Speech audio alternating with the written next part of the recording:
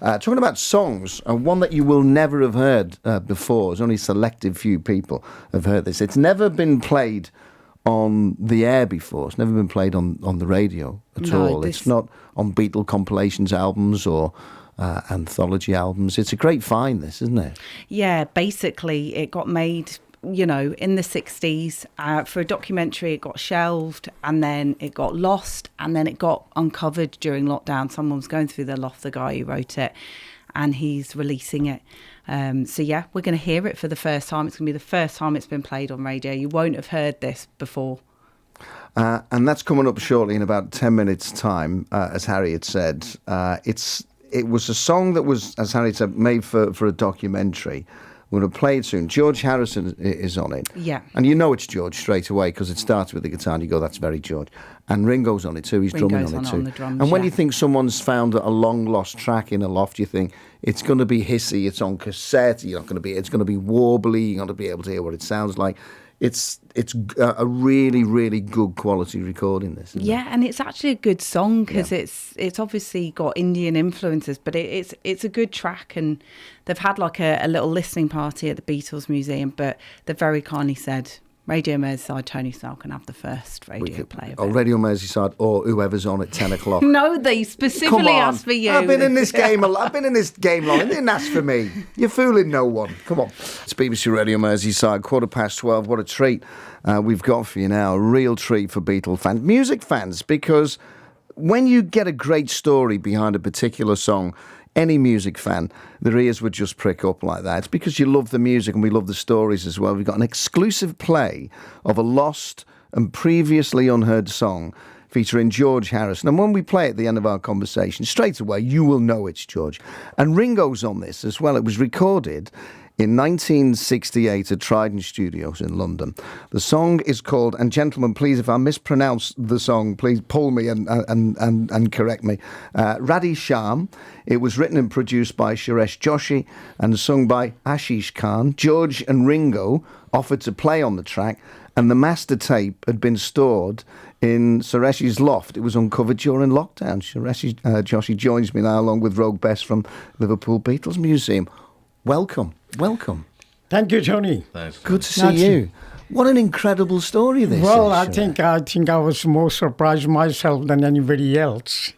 And I would say that it's a J.D. Wu, but it's the history back in its making. And my thanks to the Beatles Museum, in particular Rogue Best and his colleague Paul, who made this possible. Otherwise, it would have lost with the time. So let me get this right. This was recorded for a documentary. No, actually, there was. We were making a feature film. We were recording our other music with Ashish Khan.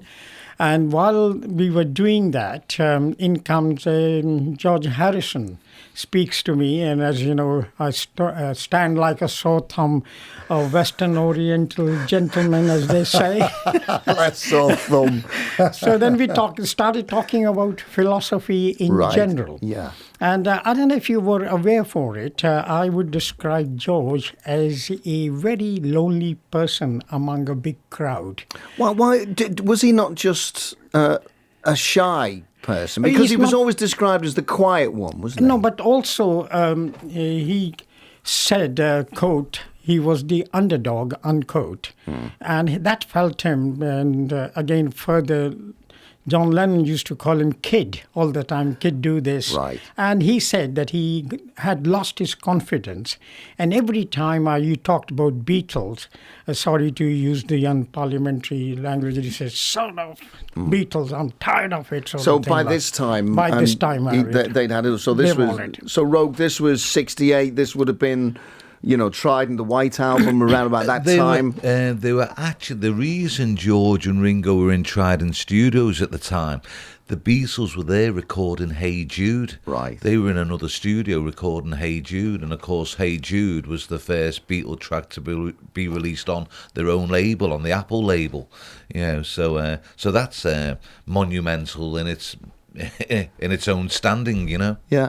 You're a journalist, you're a broadcaster. I'm a journalist broadcaster, yes. So you knew that you had this master tape somewhere, and did you go hunting for this? Well, did you go searching it was for this? lost and found many times, but we didn't have the chance to release it because time had gone on and the Beatles were breaking up and they had various problems. So nobody wanted to get in. And about 4 or 5 years ago, I told Ashish, let's release it. He said, there's too many things going on. Leave it for a while. And it went on. And suddenly the lockdown was a blessing in disguise. Yeah. And we had nothing to do. And my friend Deepak Bhatta came up. And I said, look, by the way, I have rubbed shoulders with Mick Jagger and the Beatles. And I've got the record. And they looked at him, my God, this damn Indian has gone mental in his old age. Sort of thing like that. So, I said, okay, kept quiet. When I showed him, suddenly I found these photographs. And I said, what do you think about it? And good gracious, he said. And then he insisted, please, you must look for the tape. And when he came up, being a Beatle fan himself, oh, that is George. That is Ringo. And then suddenly he comes and meets Paul. Yeah, it was Paul. He was Deepak was at the museum, and he got talking to Paul and told Paul Suresh's story, and Paul, good for Paul, for us all. Paul basically said, like, can I take your number? Let's stay in touch. This sounds interesting. And then from basically that visit to the museum and Deepak talking to Paul, it's all those mad little connections. It's all come led together. to this, you know. Yeah, you mentioned George before and the spiritual side of the man. Ravi Shankar was a huge influence on George, and you introduced them, is that right? We were all met together because I brought Ravi Shankar first time in this country. We used to call, because when we were undergraduates, there was not many sitar lovers in those days. And very quickly, I'll say to you, the first concert we did was in Birmingham, and there was Ravi Shankar and his tabla player, Allah Rakhar, and the third accompanist. They sat there. There were only 16 people, including the caretaker. And when they started tuning in, and when they have tuned it, their instruments, people started clapping. They thought it was part of the concert. So they thought the tuning of the sitar was part of the concert. Yeah. Well, okay. But coming back to it, of course, the Oriental philosophy in general was a godsend for George Harrison. And he used to say, the Bhagavad Gita is good. And I said, it is religious. He was telling me, he says, it's not the religious book at all. It's a book of life. It's given me confidence. And then after that, he started writing songs, publishing it. So it completely changed him completely. And so at least like Spike Milligan said that he had a little part in the Second World War to defeat Hitler, I could say I had a tiny, mini part myself to make somebody happy in self. Of course. And so then we were always off and on, but we never got together to release it. What was it difficult, do you think? And jump in on this, Rogue, as well, because I know you know your stuff about this time too. Was it difficult for George to put his influence on the other members of the band, because he wanted to play sitar? He played the Inner Light, on Sgt. Pepper. There was sitar on Sgt. Pepper as well. Yes. So, I mean, that was such an unusual instrument for the culture of the time in this country. So was it difficult for him to say to the other Beatles, I want to track with a sitar on this album? Well, if you say that, what he told me, what I heard from him, that as soon as he brought the sitar, he was recognized. One time, John Lennon used to say that on the piano, I want this note, so and to the other. But as soon as he brought another instrument, he was recognized as one of the pillars of the four.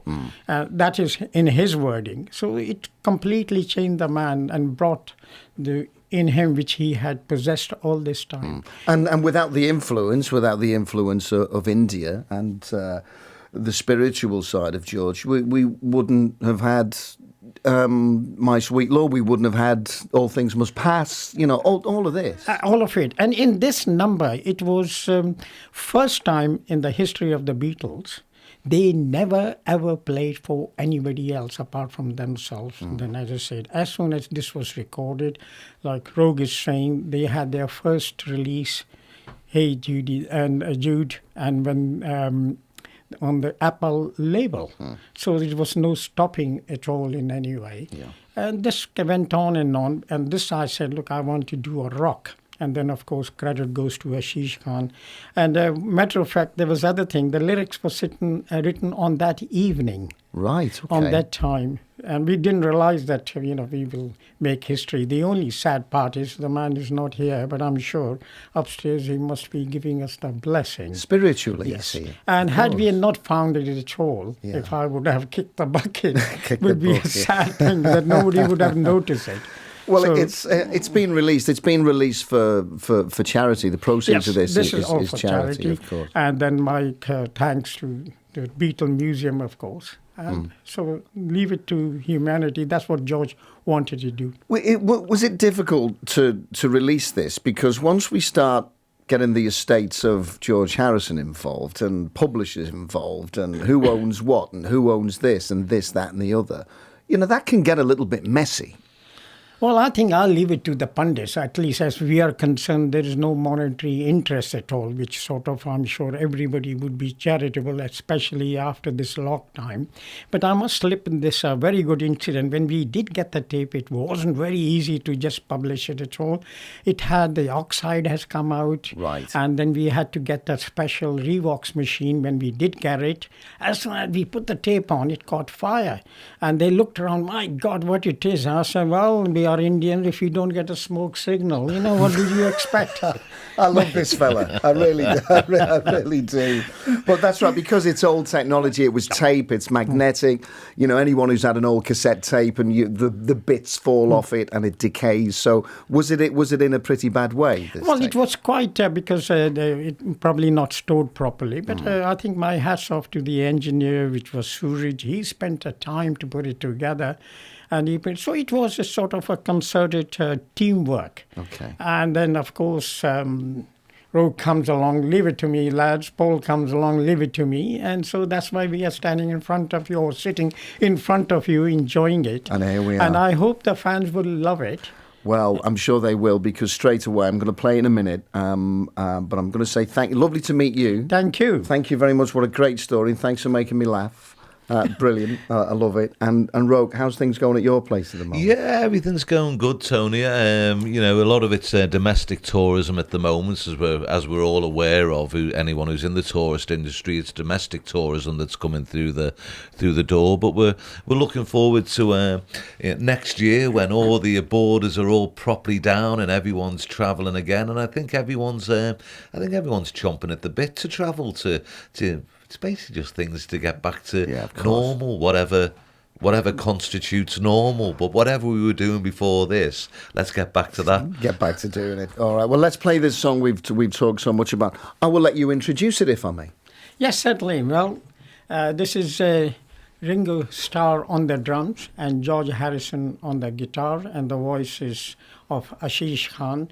And your truly was a very lucky spectator, if not anything else. Okay. Gentlemen, lovely to meet you. Thank you Take it very away. much indeed. Take it away. There you go. You've introduced it.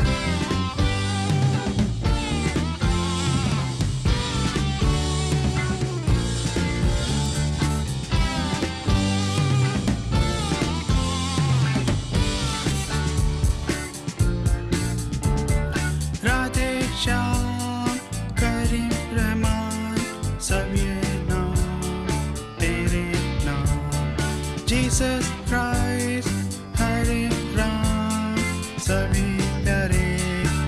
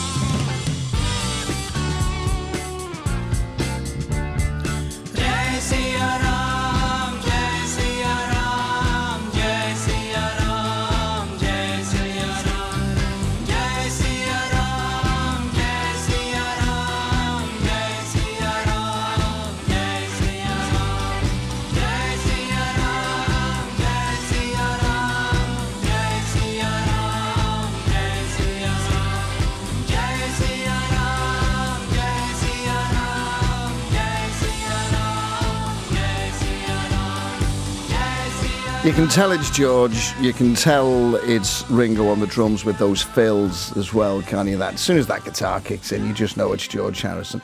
But thank you to the gentleman. Thank you to Rogue and Suresh as well. Ashish Khan is the vocalist on that. It was recorded in 1968 in Trident Studios, and that is the first ever play on the air.